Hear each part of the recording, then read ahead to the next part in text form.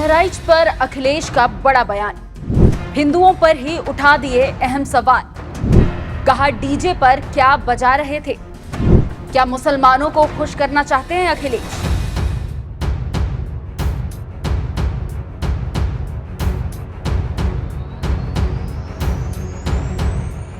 नमस्कार, मैं हूं खुशबू राय, आप देख रहे हैं निमित न्यूज। बहराइच में हुए हिंसा को 24 घंटे का समय बीत चुका है, लेकिन बीतते समय के साथ बहराइच मामले पर राजनीति उबाल मार रही है। पक्ष विपक्ष एक दूसरे पर निशाना साध रहे हैं और इसी बीच अखिलेश यादव ने मामले पर ऐसी प्रतिक्रिया दी जिसे सभी को चौंका दिया। अखिलेश यादव अपने बयानों के जरिए ये बताने की कोशिशों में जुट गए कि गलती उन लोगों की थी जो डीजे पर माता के गाने बजा रहे थे। अपने वोट बैंक को बचाने की चाह में अखिलेश यादव इतने अंधे कैसे हो सकते हैं? सबसे पहले ये बयान सुनिए। जिस समय ये प्रोसेशन निकलने का काम शुरू हुआ, कम से कम प्रशासन को इस बात का ध्यान रखना चाहिए था कि जो प्रोसेशन निकल रहा है उसका रूट क्या है, रूट पे पूरी सुरक्षा है कि नहीं है, पर्याप्त पुलिस है कि नहीं है, और उसके साथ साथ उन लाउड स्पीकर्स पे क्या बजाया जा रहा है। अब सवाल ये उठने लगे हैं कि क्या भक्ति भाव से चलाए जाने वाले गानों पर रोक लगनी चाहिए? क्या माता के गाने भड़काऊ है, या फिर जहां विशेष समुदाय के लोग रहते हैं वहां से हिंदुओं को जुलूस नहीं निकालना चाहिए, क्योंकि अगर यहां से जुलूस निकलेगा तो वहां हिंसा भड़क जाएगी। सवाल तो ये भी है कि अपने ही देश में क्या हिंदुओं को अपनी भक्ति के लिए इजाजत मांगनी पड़ेगी? ये देखना पड़ेगा कि यहाँ मुसलमान रहते हैं या फिर नहीं। और अब तो सवाल ये भी है कि क्या मुसलमानों के मुहर्रम वाले जुलूस में इन बातों का ध्यान रखने के लिए अखिलेश उन्हें कहेंगे कि हिंदुओं के इलाके से मुसलमानों का जुलूस नहीं निकालना चाहिए? उन्होंने अपने बयान में ये साफ कर दिया है कि इस मामले पर भी उन्हें अपनी राजनीति ही चमकानी है। तभी तो पूरे मामले का ठिकरा योगी आदित्यनाथ की सरकार और भाजपा पर फोड़ रहे हैं। और बहराइच या और जगह जो घटनाएं हो रही हैं उसकी जिम्मेदार अगर कोई है तो शासन है, प्रशासन है, और इनकी वोट की राजनीति है, जिसकी वजह से ये जानबूझ करके करा रहे हैं।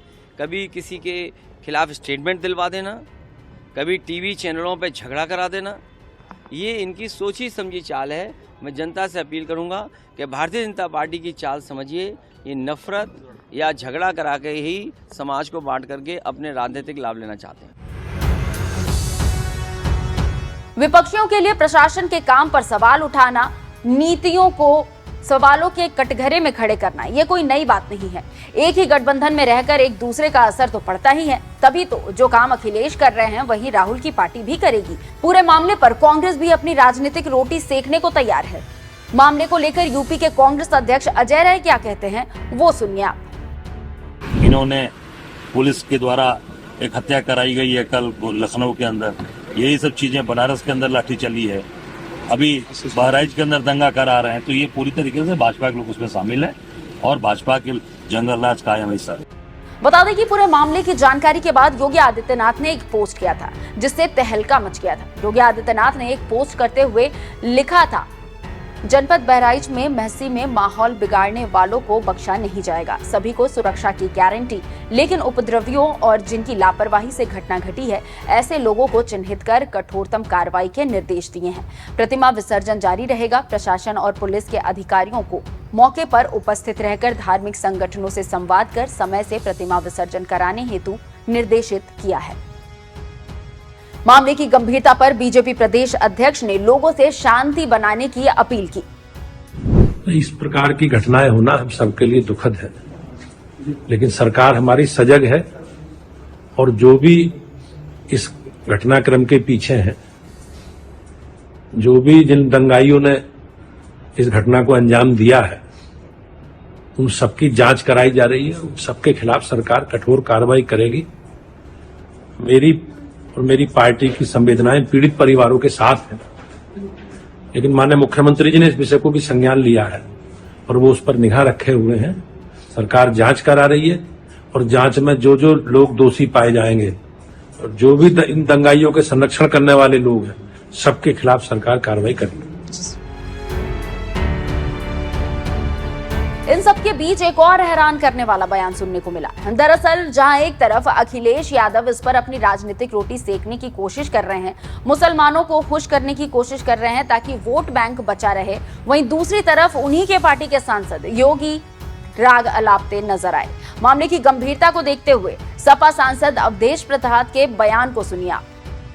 ये बहुत ही दुखद है और दर्दनाक है और बहुत ही संवेदनशील है।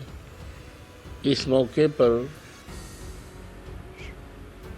समाज से, वहाँ के सभी समाज नागरिकों से, वहाँ के निवासियों से मेरा विनम्रतापूर्वक निवेदन है कि सौहार्द कायम करने में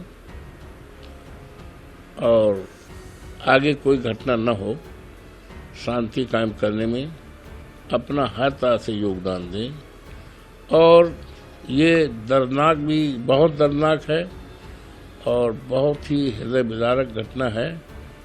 और जहाँ तक ये कि पुलिस का अगर पहले से ठीक से इंतजाम किया होता या उस पर ध्यान दिया होता तो घटना न घटती। ये सारे विषय तो बात के हैं, जांच के विषय हैं, कौन दोषी है, कितना दोषी है, जिम्मेदारी किसकी है, ये बात की बात है। लेकिन आज मौजूदा स्थिति में इस घड़ी में केवल समाज के सभी वर्गों से, राजनीति से ऊपर उठ करके मेरा विनम्र निवेदन है कि शांति और सद्भाव कायम करने में हर तरह का सहयोग दें। बता दें कि बरेज के रेहुआ मंसूर गांव में भारी तनाव के बीच गोलीबारी में मारे गए युवक रामगोपाल मिश्रा का अंतिम संस्कार अब करा दिया गया है। मौके पर भारी पुलिस फोर्स तैनात रही थी। इससे पहले युवक के परिजन आरोपियों की गिरफ्तारी की मांग पर अड़े हुए थे और कहा था कि जब तक आरोपियों पर कठोर कार्रवाई नहीं हो जाती, शव का अंतिम संस्कार नहीं किया जाएगा। लेकिन आखिर में पुलिस प्रशासन के आश्वासन और योगी आदित्यनाथ के तंत्र पर भरोसा जताते हुए अंतिम संस्कार कराया गया। पुलिस ने इस मामले में 10 लोगों के खिलाफ एफआईआर दर्ज कर लिया है। उनकी तलाश जारी है। फिलहाल जिस तरह से मामले पर राजनीति हो रही है, उस पर आप क्या कहेंगे? अपनी राय हमें कमेंट कर जरूर बताएं। नमस्कार।